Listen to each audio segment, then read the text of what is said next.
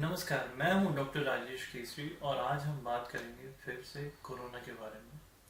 Corona की बीमारी फैलती जा रही है, रुकने का नाम नहीं ले रही और ज़्यादा लोग इससे पीड़ित हो रहे हैं।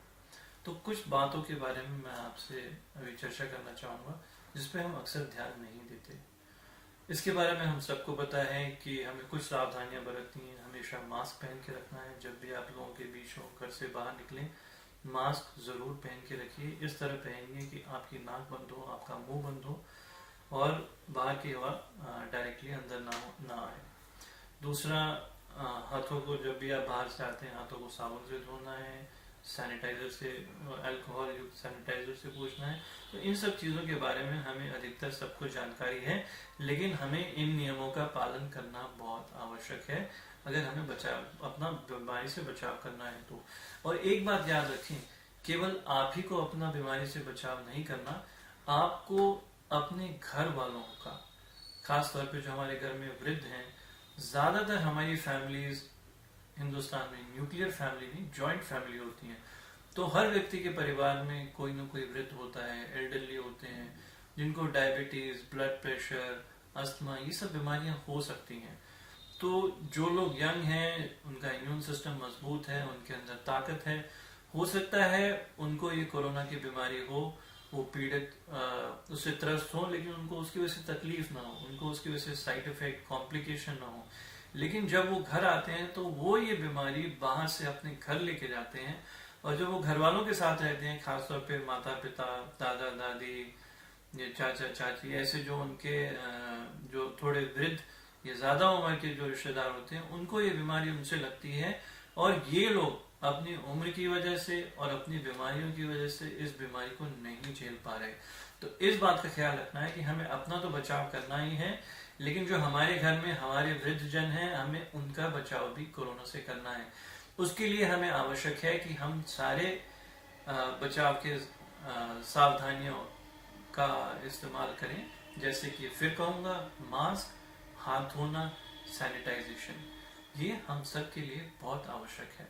सब लोग अब जानते हैं कि इस कोरोना बीमारी का कोई उपचार, कोई इलाज नहीं है। जो दवाइयां आई भी हैं, जो कुछ एंटीवायरल हैं, वो भी पूरी तरह से सक्षम नहीं है बीमारी को ठीक करने के लिए। लेकिन ये बीमारी बहुत घातक नहीं है। इस बीमारी का से लड़ाई, इस बीमारी से बचाव हमारा शरीर खुद करता है, हमारा शरीर का इम्यून सिस्टम करता है। तो हम अपने इम्यून सिस्टम को कैसे मजबूत करें, इसके बारे में हमें कुछ सावधानी बरतनी है, कुछ हमें ध्यान रखना है, कुछ चीजें करनी है, कुछ खाना है, कुछ गतिविधियां करनी है। तो मैं इनके बारे में आपसे कुछ चर्चा करना चाहूंगा। तो हमारे इम्यून सिस्टम को मजबूत करने के लिए कुछ चीजें हैं जिनका हम रोज सेवन करें तो उनसे हम अपने इम्यून सिस्टम को मजबूत कर सकते हैं।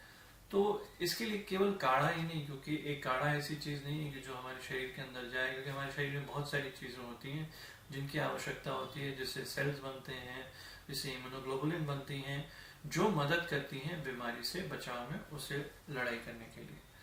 तो हमें ख्याल रखना चाहिए कि हम जो खाना खाते हैं उसमें एडिक्वेट मात्रा में प्रोटीन होना चाहिए।